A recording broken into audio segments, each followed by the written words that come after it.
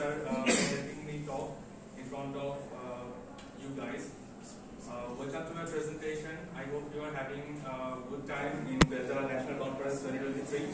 This is Mamunur Zaber. Currently, I am working as a lecturer at the Center for Language and Cultural Studies, which is at the Department of English in Green University of Bangladesh. And today, I will try to talk about my ongoing research, which entitles is Enhancing Listening and Speaking Skills in EAP courses, a case study of science and engineering students of Green University of Bangladesh. So, my session will not be long, I can assure you that.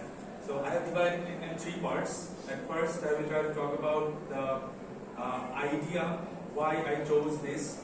Then, I will try to explain so far what I have collected, and I will try to discuss it, and at the end of it, I will try to conclude it with some recommendations. So first of all, my research focuses on three particular areas. The first one is EAP courses, which stands for English for Academic Purposes. And in Green University of Bangladesh, we offer this course to all the other departments, which is apart from English. The students from other departments get this course, and generally we offer 4 courses. From the very basic EAP 009, then EAP 101, 102, and we have a lab course for specifically EEE department, which is called EAP 204, English Lab.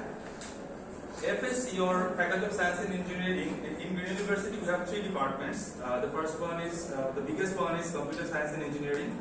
Then we have Electrical and Electronics Engineering, EEE, and Textile Engineering. So 3 departments are considered in this study under FSC. And to choose these 3 departments, the main reason is they consist of most of the students in EAP courses. So the question is, my research question is, how the EAP courses enhance the listening and speaking skills of the FSC students at Green University.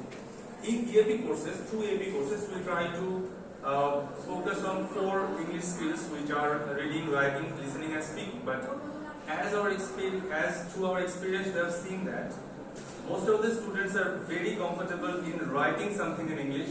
They are very comfortable in reading something in English, but whenever I ask him or her to come in front and just introduce himself or herself, he or she is shaking, literally shaking. So we try to focus on 2 very important expressive skills in English, which are listening and speaking.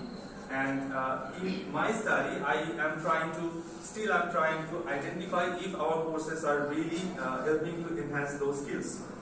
So I have 2 objectives. The first one is to evaluate the students' listening and speaking skills before and after taking EAP courses. And the second one is, which is I think more important to me as a teacher, to determine or to identify what are the effective teaching approaches. Because I personally believe that our teaching approaches probably lack of something. There is an X factor missing, for which we are continuously studying English for 12, 13 or more years, but in some cases, in some areas where we need to be more efficient, we are not really confident, we are not really comfortable. So I am trying to take data through 3 methods or 3 ways. The first one is classroom observations, which is comparatively easier for me as I am currently teaching the students. The second one is teacher interviews. I am trying to talk to my colleagues, my peers, who are more or less facing the same problem, who more or less have the same experience as me.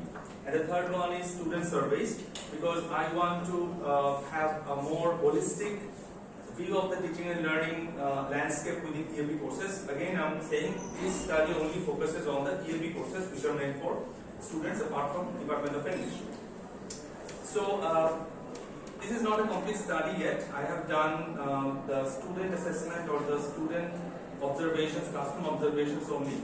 So on that, the data is not really conclusive, like the 70%, 40%, and 25% is representing the data which I have collected so far. But I have detailed it in 3 very particular areas, if you may allow. The first one is the 70% students demonstrated proficiency in basic vocabulary and general content.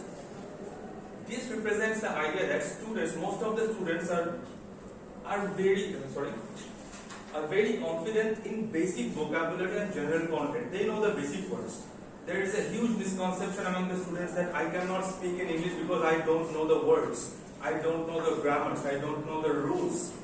But in our experience, we have seen that they know the words which are really needed to speak in English.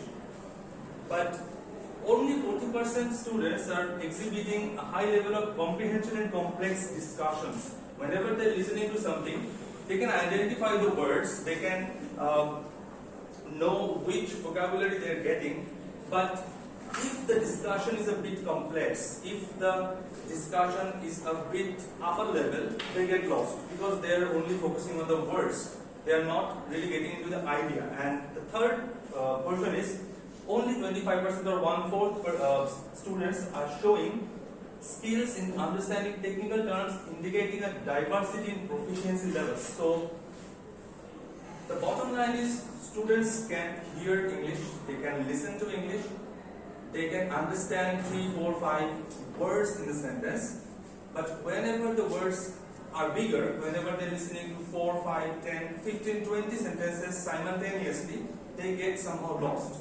And if the discussion is getting more complex by the time, they are completely lost, their efficiency comes down. The next one is speaking. So in terms of speaking, 85% of the students are really comfortable presenting factual information. Now this is also very important for my study. If I ask the students a one-liner question or a one-word question, they can answer very confidently. If I ask them what's the capital of Dhaka, what's the capital of Bangladesh? Sir, I know the capital of Bangladesh is Dhaka. Where were you born? I was born in Joshua. They can answer these type of questions very confidently. But if I tell them to demonstrate any subtle concepts, suppose I am telling them this is a rule, this is an example, now think about another example and express it in English.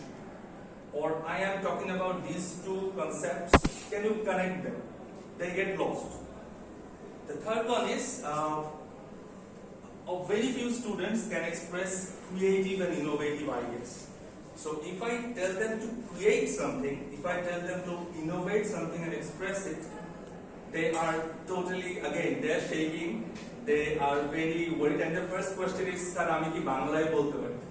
Sir, আমি কি একটু বাংলাতে বোঝাইতে পারি? And in my experience, I have seen that if I allow them to, if I tell them that হ্যাঁ তুমি বলো বাংলাতে, they still get confused because the problem is ওই যে সামনে নিয়ে এসে কথা বলতে বলেছি তখনই আসলে he is scared and he is not really comfortable.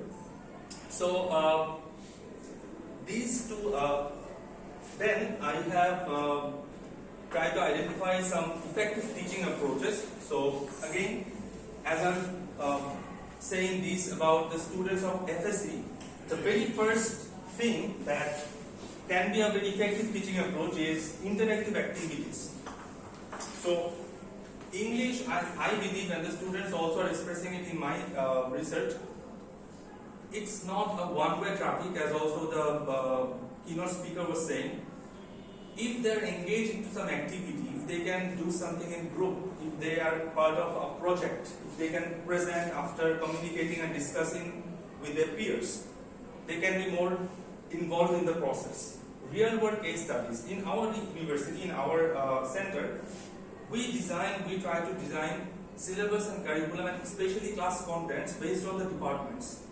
For example, if I show a reading passage to CSE department students, I try to change it when I am taking class in textile department. I try to use a passage or use an example related to their field of study, which they can connect more.